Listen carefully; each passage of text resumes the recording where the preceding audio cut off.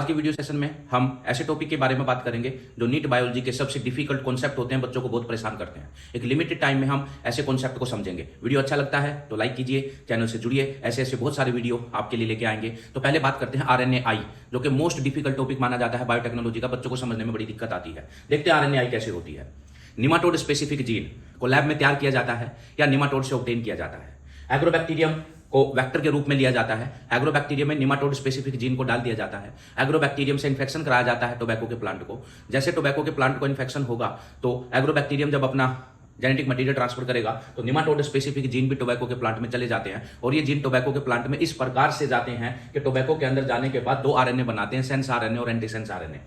दोनों RNA एक दूसरे के कॉम्प्लीमेंट्री होते हैं, दोनों जुड़ के डबल स्टैंडर्ड RNA बन जाएगा टोबैको के प्लांट के अंदर।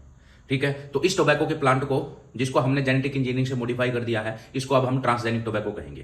राइट, अब एक डाइसर एंजाइम इनके साथ भेजा जाता है। डाइसर एंजाइम इस कॉम्प्लीमेंट्री डबल स्टैंडर्ड RNA को कट कर देता है। कॉम्प्लीमेंट्री डबल स्टैंडर्ड RNA के छोटे छोटे टुकड़े बन जाते हैं, जिसको siRNA स्पेसिफिक इंटरफेरिंग RNA कहते हैं। siRNA एक एंजाइम के साथ कॉम्प्लेक्स बनाता है, जिसको राइबोन्यूक्लियेज कहते हैं। जब दोनों का कॉम्प्लेक्स बनता है तो उसको रिस्क नाम दिया जाता है, RNA इंड्यूस्ड साइलेंसिंग कॉम्प्लेक्स। बाहर की तरफ हमें राइबोन्यूक्लियेज एंजाइम दिख रहा है, अंदर की तरफ हमें सेंस RNA दिख रहा है। जब रिस्क कॉम्प्लेक्स की एक्टिवेशन होती है तो रिस्क कॉम्प्लेक्स का राइबोन्यूक्लियेज ऊपर वाला स्ट्रैंड यानी सेंस स्ट्रैंड को डाइजेस्ट कर जाता है, खा जाता है, और हमारा जो एक्टिवेटेड रिस्क है उसमें सिर्फ एक ही स्ट्रैंड बच जाता है, जिसका नाम है एंटीसेंस RNA।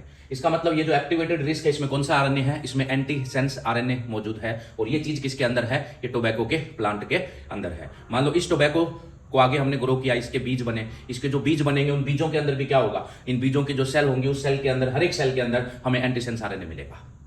अब उन बीजों को ग्रो करके पौधा बनाया। अब ये जो ट्रांसजेनिक टोबैको हमने ग्रो किए बहुत सारे, अब इन ट्रांसजेनिक टोबैको की हर एक सेल में कौन चीज है? Antisense RNA। अब एक निमाटोड आया, निमाटोड ने ट्रांसजेनिक टोबैको को खा लिया, तो इट मींस ये चीज निमाटोड की बॉडी में चली गई, यानी एंटीसेंस RNA निमाटोड की बॉडी में चला गया। आप देखेंगे एंटीसेंस RNA कहां से बना है? निमाटोड के जीन से बना है। तो एंटीसेंस RNA निमाटोड के अंदर जो mRNA बनता है उसके कॉम्प्लीमेंट्री होता है।